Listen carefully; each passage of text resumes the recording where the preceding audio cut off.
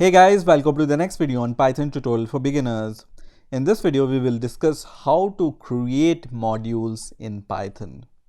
Now, in the previous videos, I have already discussed briefly about built-in modules and how to import a built-in module. You use an import keyword and then you use the name of the built-in module in Python. Built-in means this module is already present in Python. So we can use these built-in module in order to perform some functionality. So for example, this math module helps us to perform some mathematical operations. Now, first of all, what is a module? So it turns out that a module is nothing but a Python file. Now, to prove my point, let me just hover over this math module and just press Control and then hover over it. So right now I'm pressing Control and I'm hovering my mouse over this math on the PyCharm IDE, and now I'm going to click it. And when I click it, you will see this module is nothing but a file, right? And inside this module, we have a number of functions which we can use. For example, a cos function or a tan function or many different functions which we can use from this math module. So a module is nothing but a Python file. Now, if a module is nothing but a Python file, why don't we create a module? And it turns out that Python allows us to create our own modules. So let's create our own modules and let me show you how you can create your own module. And right now you can see in my project there is only one file, which is hello.py, and it's empty right now. Now to create a module, I'm going to just create a new file. So right click and then new Python file, and this module I'm going to name it as my functions and then press OK, and this file is created. So now I have two files in my project. One is my functions and other is hello.py. So let's say I want to create some functions inside this my functions.py file. So let's create some function. I'm going to very quickly create some very basic functions which you already know in Python. So let's say a add function which returns the addition of two numbers. And also let's create, let's say, multiply function. So multiply, and this is going to just give the product of two numbers. So let's say this is our module and it has two functions. Now somehow I need to use these two functions from my functions.py file into this hello.py file. Now as you can see, these two files are in the same directory, right? So I can import this my functions file using import and then the name of the file, which is my functions, and that's it. So in order to import a module, you just write a keyword called import and then you just write the name of the file without the extension py. Okay, so you don't need to provide any extension here, and then I can use this function. So let's say I want to print my function, which is the file name. So whatever file name you give here, you need to use the file name here. Dot, you will see all the functions in the file are now visible in the other file, which is hello.py. So let's use this add function, and I'm going to just give two parameters here. And also let's use the multiply function from the my functions file. So the file name and the method name or the function name, and let's give two parameters here also, and that's it. So it's that simple to create your own modules and import them into other files in Python. Now when I run this program, it's going to give me the addition and the product of these two arguments which I have provided here. Now let's say your my functions file is in some other directory. So let me create a directory. So I'm going to right click here and then I'm going to create a directory and I'm going to name it as dir and then click OK. And now I'm going to move this myfunctions.py file into the new directory. So I'm going to just right click and cut from here this file, and I'm going to just paste this file into the dir directory. Okay, so let me just click OK here. And as soon as I do this, you will see here PyCharm is intelligent enough to refactor this code, and now it has given us the correct import.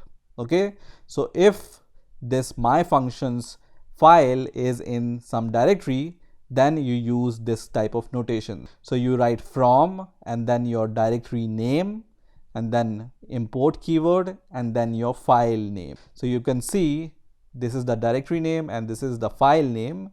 So I use from directory name import file name, and when I run the code once again, it's going to give me the same answer. Now there is one more way of writing the same notation, and that is using the import. So use import keyword and then write the name of your directory dot the name of your file. So directory dot the file name, and then you use this name in place of your my function name. Okay, and once again when you run the code, it runs fine. Now sometimes you might feel that this is a long name, and Python have the solution for it also. So it turns out that you can rename your file using a keyword called as. So after the import, so import directory name dot file name as, and then you can provide your name. For example, my functions, I will just name it as mf. Okay, and now I can use this mf name instead of this big name, and this will also work fine. So either you can import from your file which is inside the directory using this notation, or you can use this notation. You can also write as in front of this notation also. So from directory name import file name as whatever name you want to give here, and this you can use to call your function using this dot notation. Now this was the easy stuff, and I have just written here the two functions and then imported these two functions into the other file. But what if I have multiple classes? I haven't shown you how to import files which have classes in them. So let's see how to import the Python files which have classes inside them. So I'm going to close these two files, and in the last video I have shown you how to use inheritance in Python, and we have created this class polygon and two other classes, which is triangle and the rectangle class, and this might be right now the perfect candidate to import into some other file.